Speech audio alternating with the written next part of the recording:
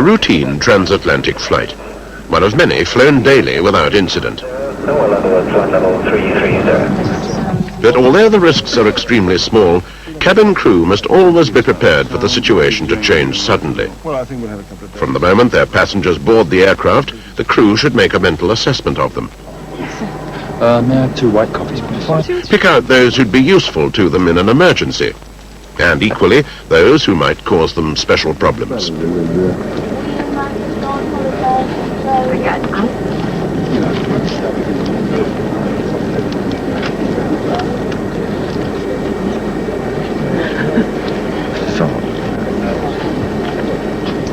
Here you are.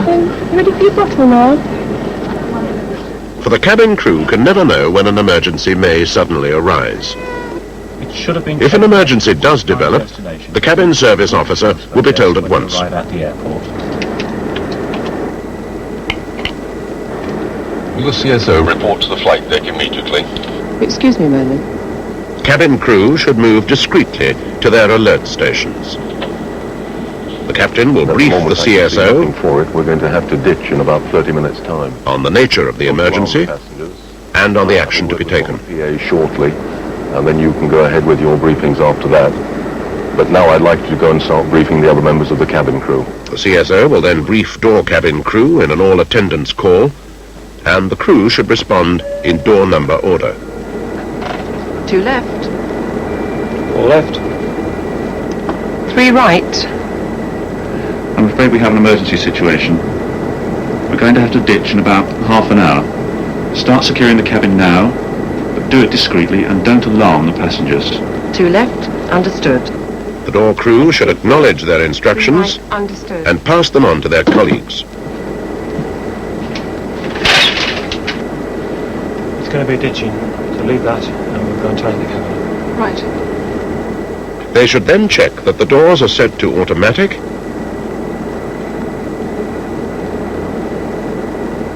and at door 3, the off-wing slide must be deactivated.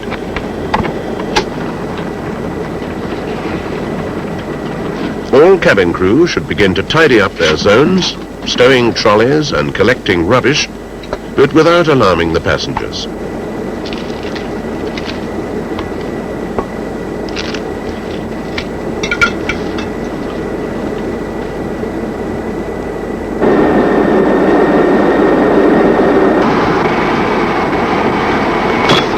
Then, at the appropriate time, the captain will give the order for final preparations to be made. CSO, 1 left. And Keith, this is the captain again. Would you get the cabin crew to their positions now, and I will speak to the passengers? Right, sir.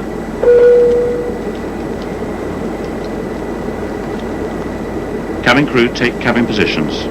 Cabin crew should collect their life jackets and go to pre-arranged positions where they can be seen by passengers. Good morning, ladies and gentlemen. This is the captain speaking. We have an emergency on our hands, which may make it necessary to put the aircraft down on the water in about 20 minutes' time. The forecast sea conditions are for calm weather, and with the equipment we have on board, we should not be faced with any undue difficulties. You will shortly be told what to do. Listen carefully and follow the cabin crew's instructions. Passenger reaction is hard to predict, but the presence and confident direction of the cabin crew will have a calming effect. Sit down. The CSO will then take over. Return to your seats. Sit down. Return to your seats. Wherever possible, the CSO should tell passengers to take off ties and loosen collars. Remove sharp objects from their pockets. Take off their glasses, place them in the seat pocket for retrieval after landing. Remove high-heeled shoes. And put on any warm clothing. To enable him to supervise cabin preparation, the CSO can use the pre-recorded announcement. This details the essential points. Extinguish all cigarettes. Your life jacket is under your seat. Remove it and put it on, but do not, I repeat, Do not inflate it inside the aircraft. Sit down, put your seat back upright, table stowed, armrest down, then fasten your seatbelt tightly. Cabin crew should check that all these things are being done. Some passengers may need help. Many will be able to help each other.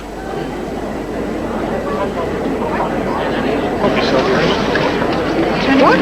Get one over your head. You know what, that's it. We're going down into water. It's all right. The water? Let me see what your life jacket's for. Swim? No, well, don't worry. Don't worry, I'm not very good at it either. So, can you hold on to a little cord underneath which you can attach to your own life jacket. It's safer. Would you mind putting it? Some able-bodied passengers will have to be repositioned next to those who will need help before, during, and after the landing. Well, certainly. Don't forget your seatbelt. Thank you. Thank you. Jane, have it. At doors 3, life rafts are stowed in a ceiling compartment, and able-bodied passengers should be briefed to help with them and with the survival packs. Survival pack comes off, which is important. We have to keep that because that has to go in the life raft. What's in it then? Things like barley sugar, tins of water, and also signalling equipment. Also at doors 3, the use of the escape rope should be explained to 2 other passengers. If for any reason the crew member isn't available after the landing, one of them will have to attach the rope to the wing anchorage point. To get it out there, I want it tied onto your waist tapes, like that. Make sure it's secure, okay? It's for everybody to hold on to as they go out to the life rafts. Put it on. As you feel, it's very heavy. Meanwhile, all movable objects in the cabin must be stowed in the luggage bins. And these must be firmly shut. Even small loose items can be a serious danger in an emergency landing. Hand baggage can be placed in the toilets, and the doors should be locked from the outside. Water containers should be filled and stowed.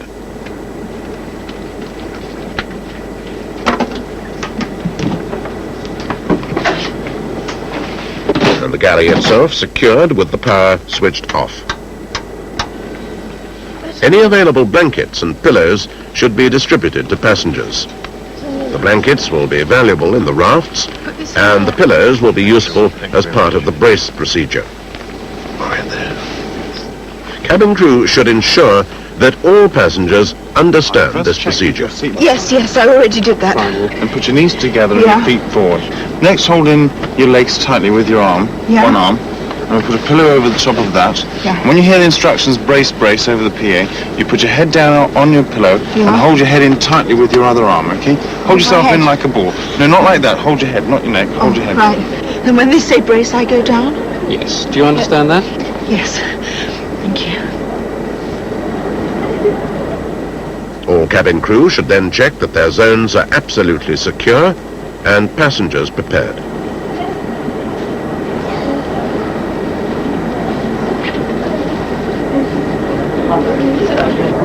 I'm sorry, you'll have to take off your glasses. But I can't see without my glasses. Well, I'm very sorry, but they will be dangerous on impact. The cabin lighting should then be dimmed.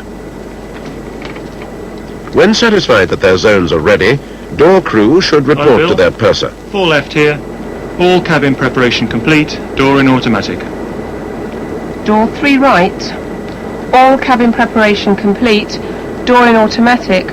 Off wing slide deactivated. Purser aft. 2 left here. All cabin preparation complete. Door in automatic. Door 3 left. The purser, in turn, will report to the CSO. Right, thank you.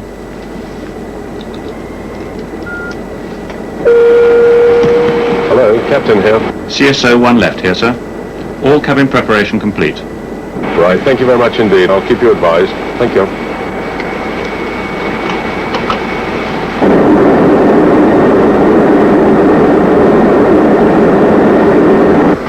2,000 feet to go.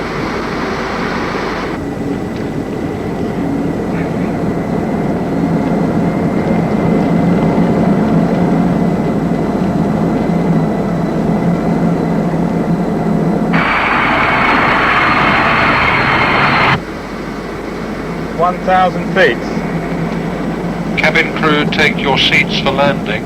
On this instruction, cabin crew should return quickly to their own seats and strap in. They've now done as much as they can to ensure the safety of their passengers.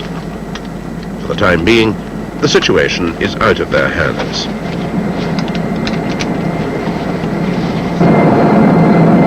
"300 feet. 200 feet. Brace, brace.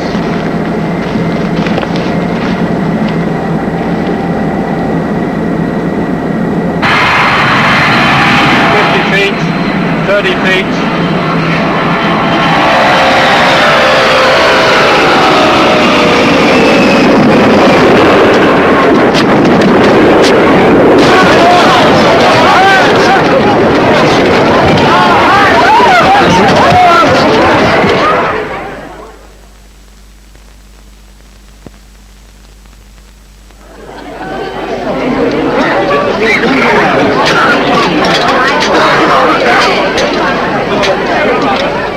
When the order to evacuate is given, provided all is well outside the aircraft, the doors must be quickly opened. At doors 3, this causes the ramp to inflate, with the off-wing slide deactivated.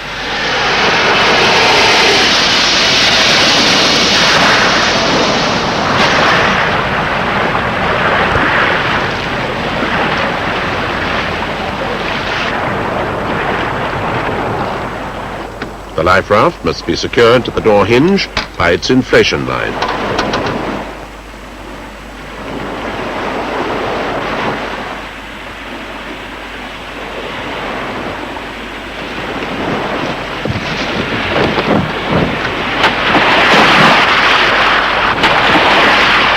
A sharp tug on the line inflates the raft.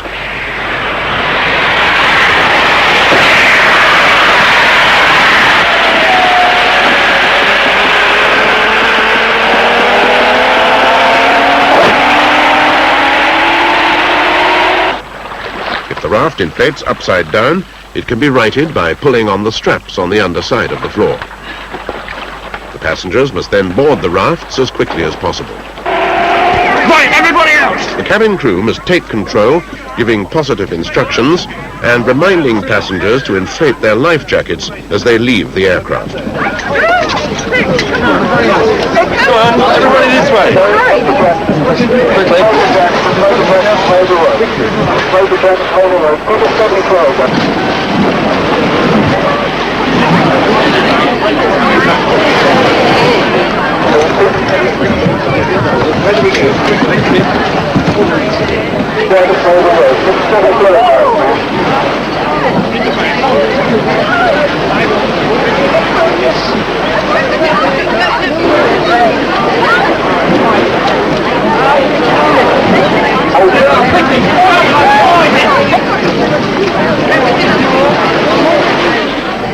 Survival equipment should be handed into the rafts. Cabin crew should check that their zones are clear and then board the rafts themselves. Some survivors may fall in the water.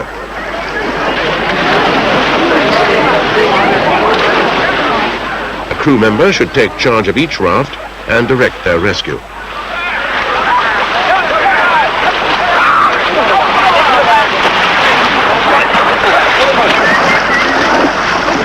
A ramp is provided at one side of the raft for boarding from the water.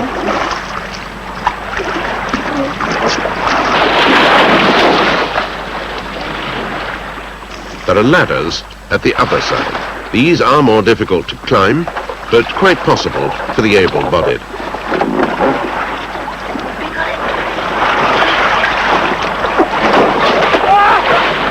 Any non-swimmers can be retrieved by means of a rescue quoit carried in the floor of the life raft.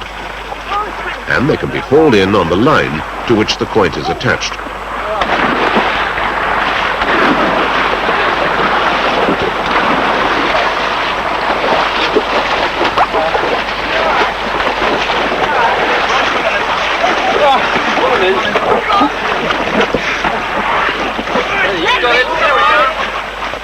When the last of the survivors is safely aboard, the raft must be cut free from the aircraft. For this, a knife is carried on the canopy of the raft. Should the aircraft sink, the inflation line would snap before the raft could be pulled under. Crew members will have to decide their own priorities depending on the conditions in their own raft. We've got a leak. Damage to the structure of the raft must be repaired immediately. The raft's equipment bag contains a repair kit, leak stoppers, and a clamp. The crew member will have to decide on the appropriate repair.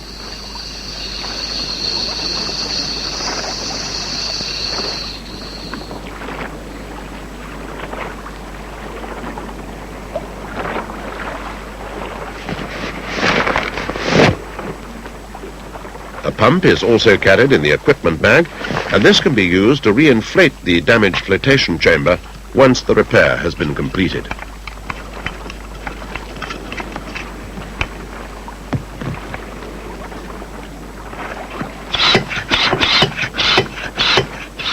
This is a job that can be delegated to one of the survivors, releasing the crew member for other jobs. A pair of glove paddles are carried in each raft. These can be used to maneuver the raft over short distances.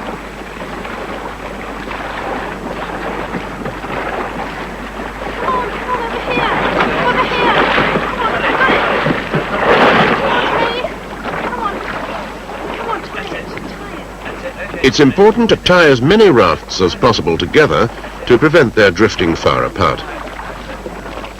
This simplifies the subsequent rescue operations and produces a bigger target for the searchers to find. For safety, the line connecting the rafts should be at least 25 feet long. The drogue or sea anchor carried in each raft should then be deployed in the water to reduce drifting.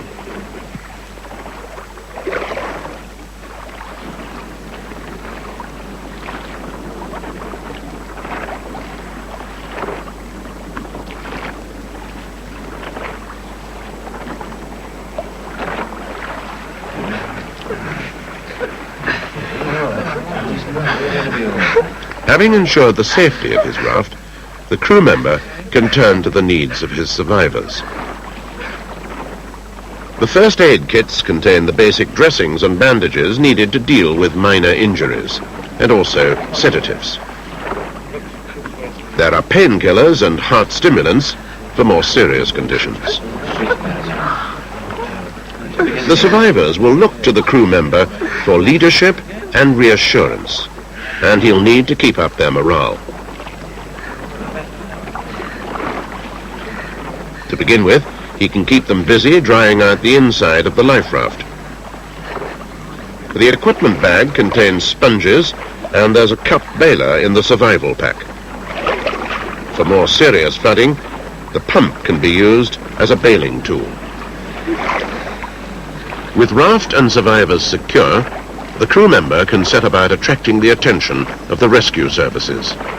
The radio beacon should be attached to one of the raft's lines and deployed in the water.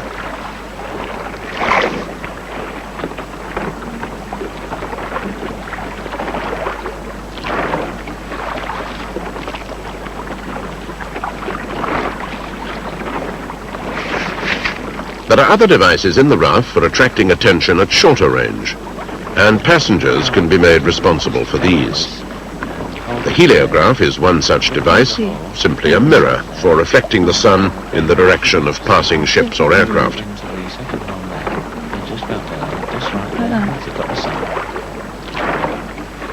Mini flares are carried both in the equipment bag and in the survival pack. Sea markers are carried to make the survivor's position more noticeable from the air. Again, their use can be entrusted to one of the survivors. To reduce risks of exposure and flooding, the curtain in the canopy can be closed, leaving just a small gap at the top for ventilation.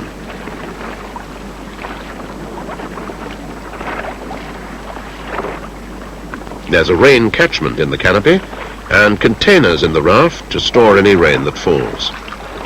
But in any case, the survival pack has adequate supplies of water and glucose to sustain a full load of survivors until help arrives.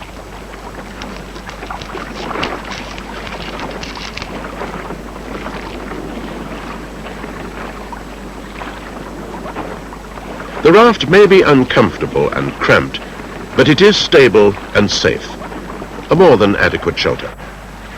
And with modern communications and rescue facilities, the survivors shouldn't have too long to wait.